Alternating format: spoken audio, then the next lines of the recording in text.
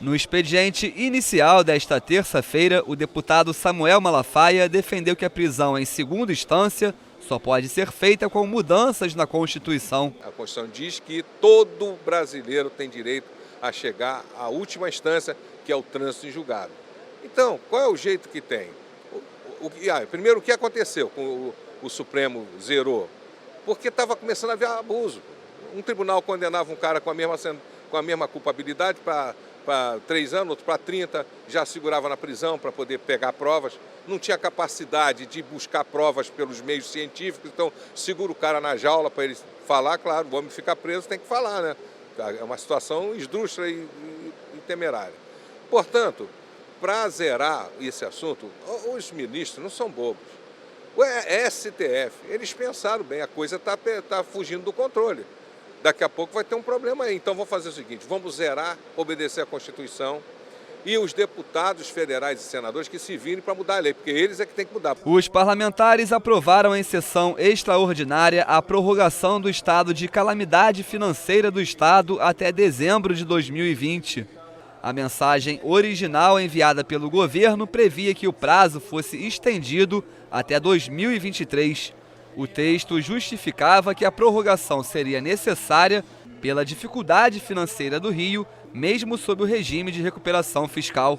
Com a aprovação do projeto, o Estado não precisaria atender durante este período os limites estabelecidos pela Lei de Responsabilidade Fiscal para endividamentos e gastos com pessoal. O projeto aprovado segue para a sanção do governador. Calamidade financeira é um conceito que tem de prazo curto para você estar sempre analisando se a calamidade financeira persiste. Imaginemos que o ministro Celso de Mello, relator da ADI, que entramos no Supremo para cobrar o petróleo na origem, decida que essa ADI é constitucional e dê a liminar. Aí a gente passa a arrecadar 26, 28 bilhões por ano. Aí supera a calamidade. Então, esta realidade, ela pode ser mutável durante um ano. Se a calamidade persistir, a gente renova de novo.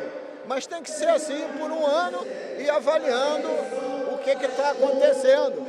Senão o governo também fica um pouco em berço esplêndido, deitado, e não age para superar as contradições que vivemos. Outra mensagem aprovada prorroga até 31 de dezembro de 2023 o recolhimento do Fundo Estadual de Combate à Pobreza. O objetivo é garantir dignidade na subsistência e promover a melhoria na qualidade de vida da população. A proposta previa que não fosse mais obrigatória a aplicação de 5% dos recursos do Fundo Estadual de Combate à Pobreza no Fundo Estadual de Habitação de Interesse Social, mas os parlamentares mantiveram esta obrigatoriedade. O caso da habitação é muito emblemático porque nós temos no Rio de Janeiro um déficit habitacional que gira em torno de 500 mil unidades habitacionais, meio milhão. Isso significa, se a gente considerar famílias de em média 4 pessoas, 2 milhões de pessoas pelo menos que não têm moradia digna, que é um direito constitucional num estado como o Rio de Janeiro.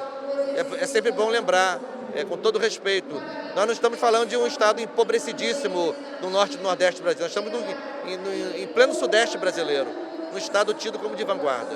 Então, ter garantido que dos recursos do FEC, pelo menos 5% serão investidos em habitação de interesse social e levando em conta que isso já está previsto para 2019, né? Então, a partir do primeiro ano do quadriênio do governo Witzel, que queria, ao longo de todo o seu governo, ficar, digamos, livre de toda e qualquer vinculação. Então, como o FEC representa quase 5 bilhões de reais, 4,7 bi, nós estamos falando de quase 2 bilhões de reais que deverão ser investidos ao longo da vigência do FEC, ou seja, até 2023, que foi o prazo de prorrogação, em habitação popular. Também foi incluída emenda que garante a aplicação de 0,2% dos recursos do fundo para pagamento do passe livre de estudantes de escolas técnicas do Estado.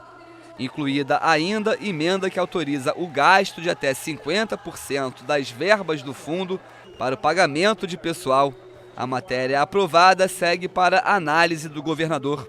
A gente tem diversas instituições públicas no estado do Rio de Janeiro, desde a FAETEC, aos institutos federais, ao próprio Colégio Pedro II, que ofertam ensino médio técnico nas modalidades concomitante e subsequente, que é quando ele tem a formação técnica de nível médio não vinculada à mesma instituição onde ele faz a formação no nível médio geral.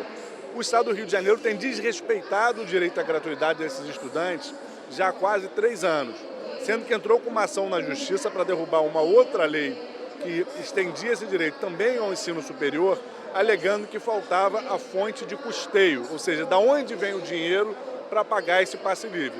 A gente agora está dizendo, para os estudantes do ensino médio e técnico, tem a fonte de custeio, o Fundo Estadual de Combate à Pobreza. Aprovados ainda projetos de decreto legislativo da Comissão de Orçamento da Alerj, que aprova as contas do governador Luiz Fernando Pezão e Francisco Dornelles no exercício de 2018, além do Tribunal de Contas do Estado. Eu respeito, antes de mais nada, a decisão unânime do plenário da Assembleia, o voto aqui expressado é um reflexo da vontade das urnas que elegeu os seus deputados.